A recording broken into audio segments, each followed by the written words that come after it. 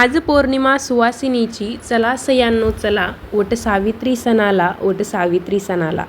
Hi hello नमस्कार, स्वागत आहे तुमचं नाशिककर कोमल या मराठमोळ्या यूट्यूब चॅनलवर. प्रत्येक वर्षी ज्येष्ठ महिन्यातील पौर्णिमेला वटसावित्रीचा सण साजरा केला जातो.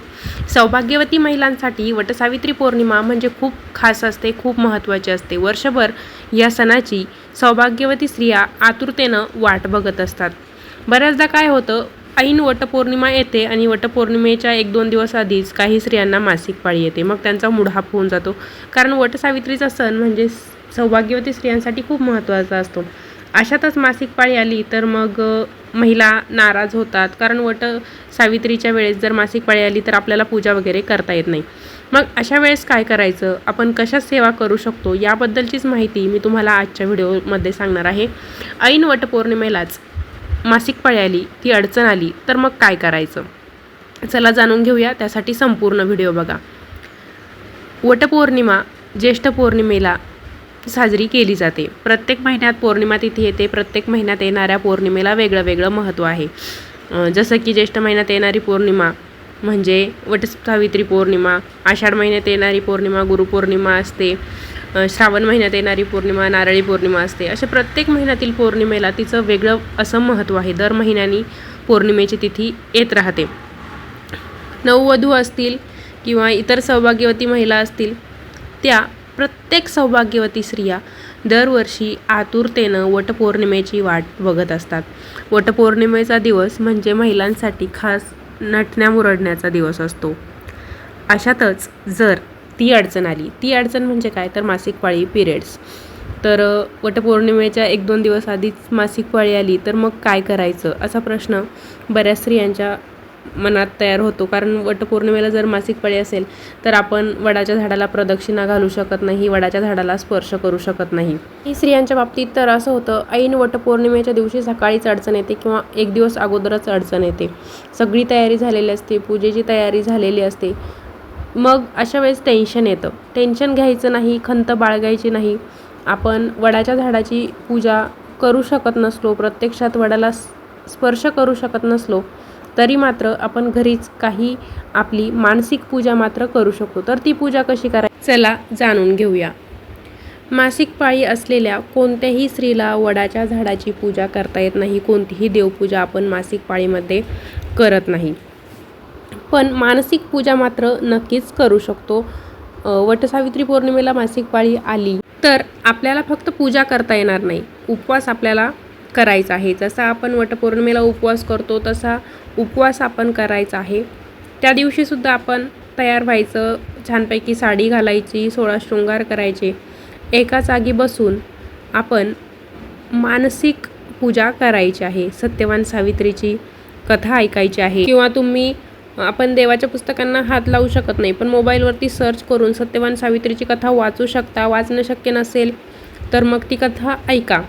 लक्षात ठेवा, कुणी काहीही म्हटलं तरी देव हा श्रद्धेचा भुकेला असतो. त्यामुळे आपण वटपौर्णिमेच्या दिवशी सत्यवान सावित्रीची कथा ऐका, उपवास करा.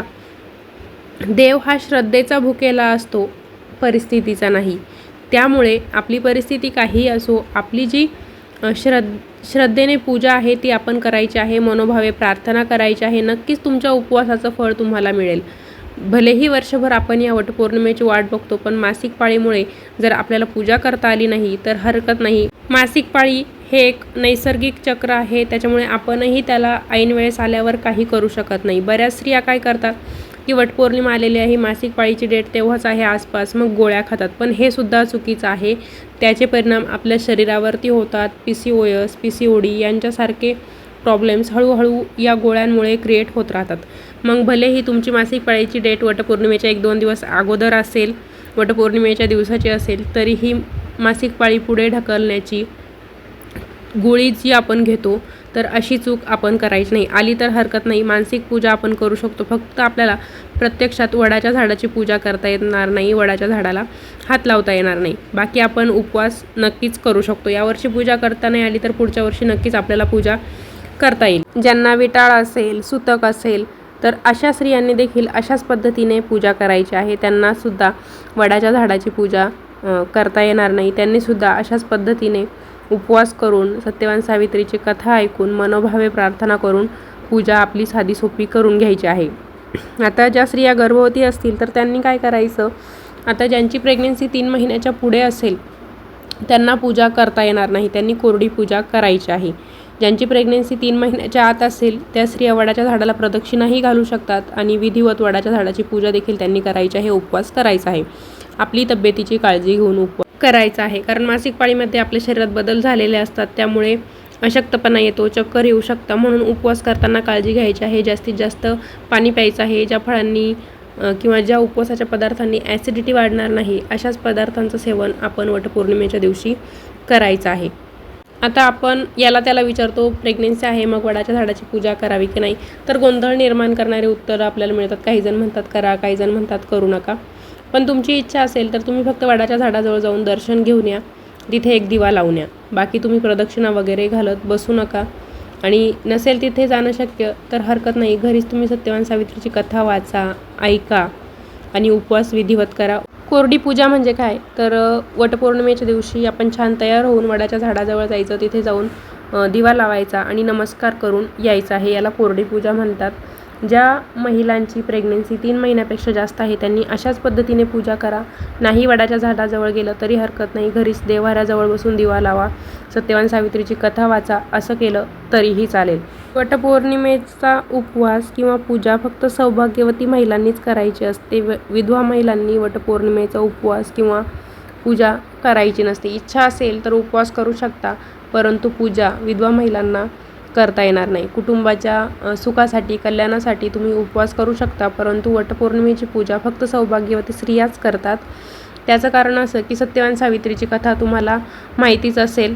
वटपौर्णिमेच्या दिवशी आपल्याला शक्य होईल ते दान आपण नक्की करायचं आहे. आपल्या हिंदू धर्मात स्नान दान या गोष्टींना खूप महत्त्व आहे.